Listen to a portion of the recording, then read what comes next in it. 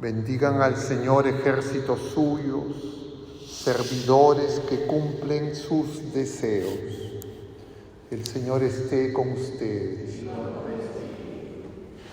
Lectura del Santo Evangelio según San Juan. En aquel tiempo vio Jesús que se acercaba Natanael y dijo de él: ahí tienes a un israelita de verdad, en quien no hay engaño. Natanael le contesta: ¿de qué me conoces? Jesús le responde: antes de que Felipe te llamara, cuando estabas debajo de la higuera, te vi. Natanael respondió: Rabí, tú eres el Hijo de Dios, tú eres el Rey de Israel. Jesús le contestó: por haberte dicho que te vi debajo de la higuera, ¿crees? Has de ver cosas mayores. Y le añadió: yo les aseguro, verán el cielo abierto y a los ángeles de Dios subir y bajar sobre el Hijo del Hombre. Palabra del Señor.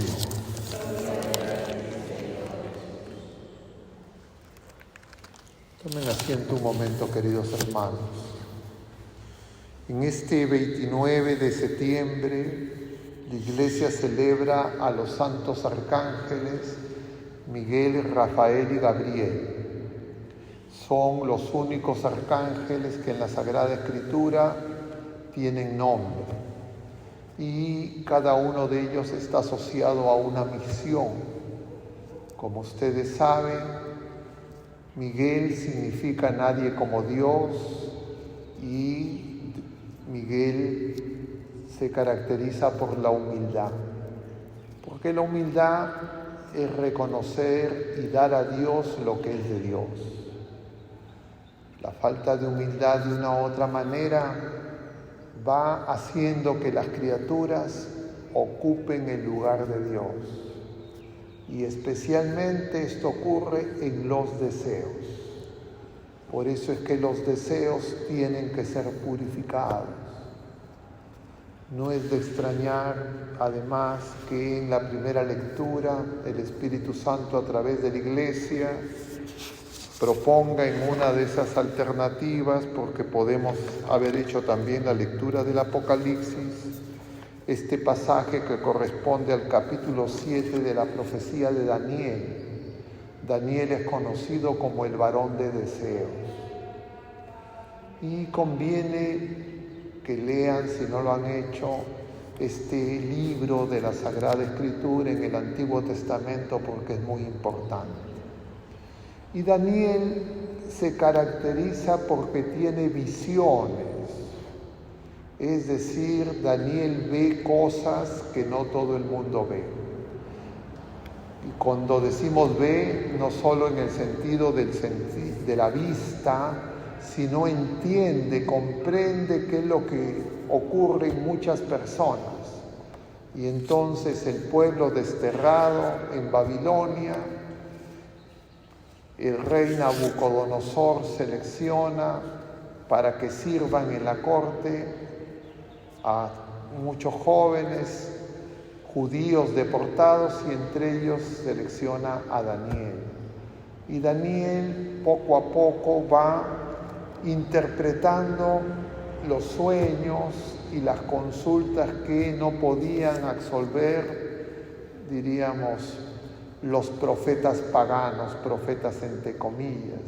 Y entonces se va haciendo un lugar importante en la corte. Eso nos habla el libro de Daniel. Pero luego Daniel mismo empieza él a tener visiones que no entiende. Y él necesita que le expliquen esas visiones. Quien viene a aplicarles esas visiones es San Gabriel Arcángel, que nosotros luego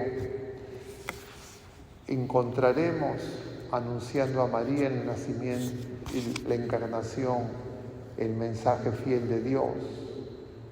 Y Daniel es el que tiene esa visión del Hijo del Hombre sobre las nubes. sentado a la derecha del trono del Padre, es decir, de la encarnación del Hijo de Dios. Y Jesús toma ese libro, esas profecías de Daniel, y Él se llama a sí mismo el Hijo del Hombre. Es decir, el misterio de la encarnación, la unión de lo divino y lo terreno, de lo celestial y lo terreno, lo temporal y lo eterno, lo humano y lo divino.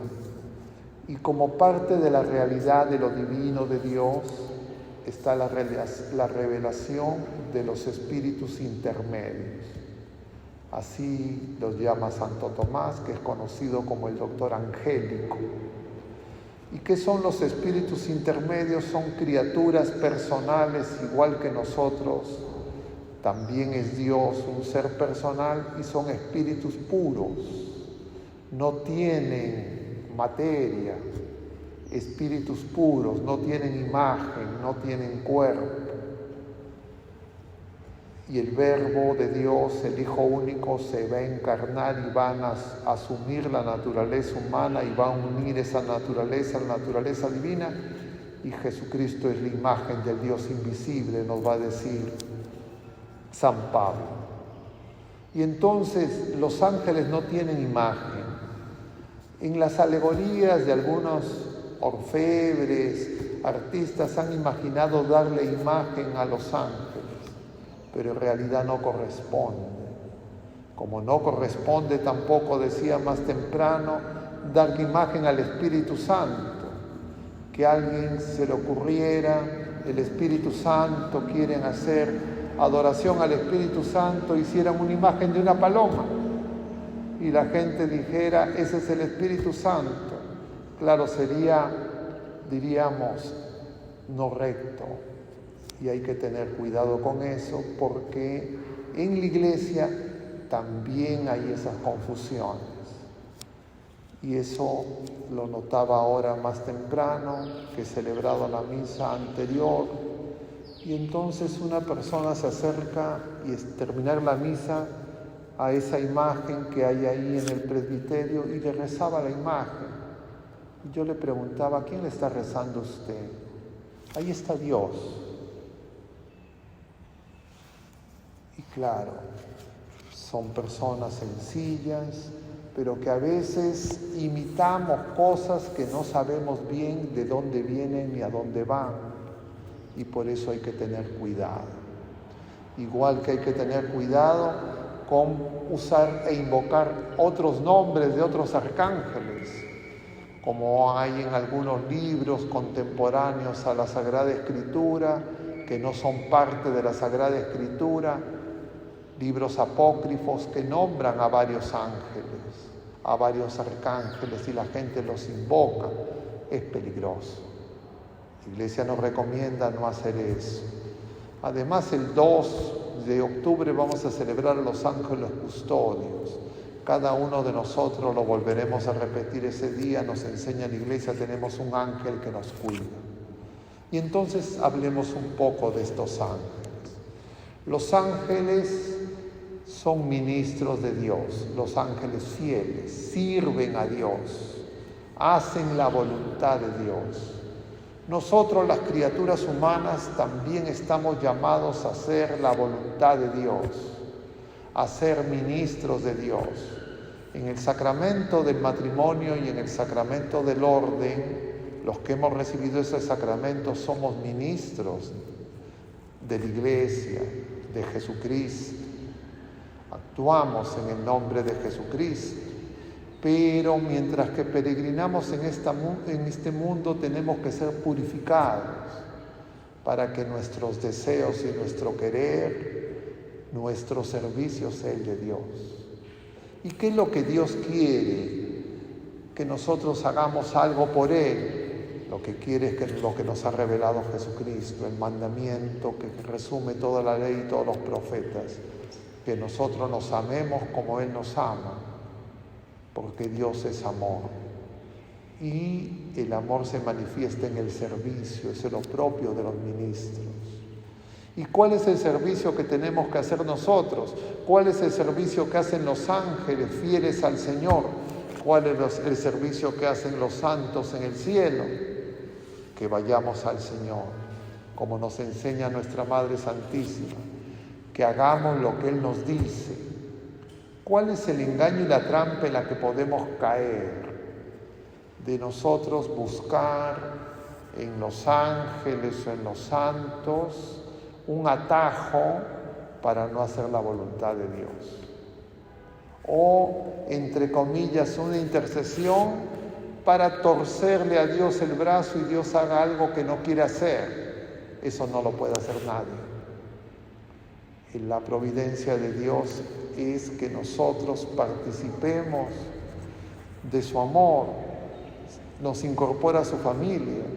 Entonces, cuando nosotros invocamos la intercesión, no es para que no se haga la voluntad de Dios, sino para que se haga la voluntad de Dios. Y alguien pensará, pero yo pido por la curación de las enfermedades, de los enfermos, lo hemos pedido ahora, y siempre lo pedimos, pero siempre según la voluntad de Dios. Parecería que a veces la gente cree que el Señor no quiere curar a los enfermos, que el Señor no quiere nuestro bien, y entonces necesitamos un atajo para alguien que, entre comillas, convenza a Dios de algo que no quiere hacer. Ese no es el sentido de la intercesión. Y el sentido de la intercesión siempre va a ser hacer la voluntad de Dios. Y lo que los santos, los ángeles santos, lo que nuestra Madre Santísima, Reina de todos los santos, nos van a decir siempre que hagamos la voluntad de Dios.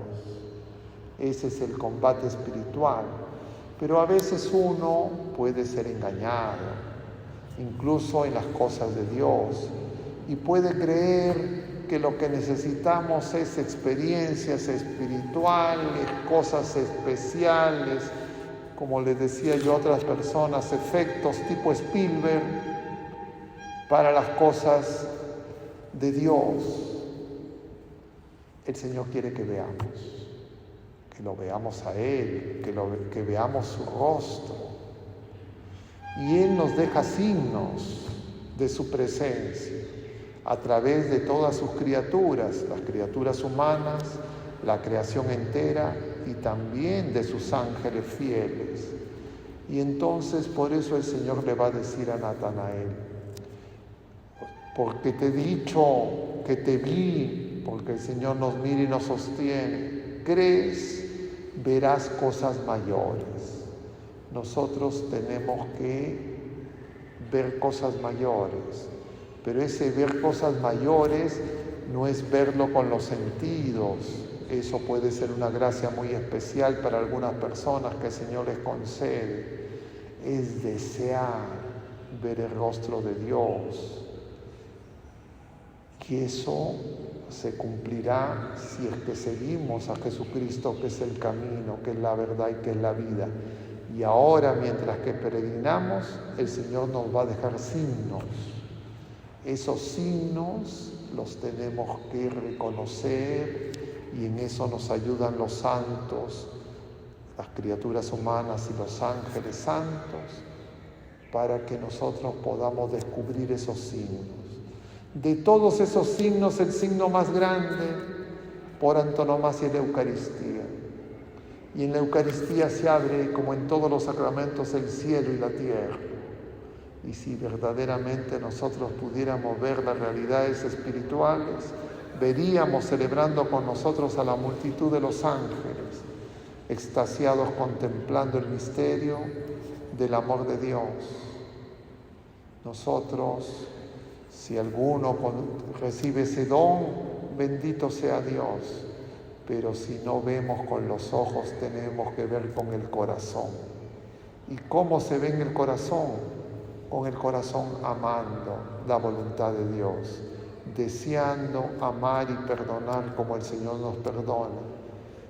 Pero eso no es algo, entre comillas, intimista, encerrado en nosotros mismos.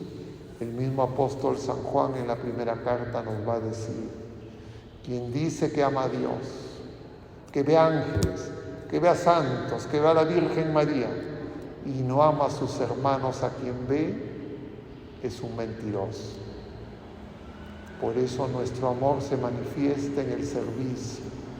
Y el servicio es, el más grande, es llevar a otras personas al Señor. Ese es el combate espiritual. Y en eso tenemos la asistencia de los santos ángeles, para que crezcamos en la fe, en la esperanza y en la caridad. Que el Señor así nos lo conceda y podamos ser servidores del Señor que cumplen sus deseos. Que así sea.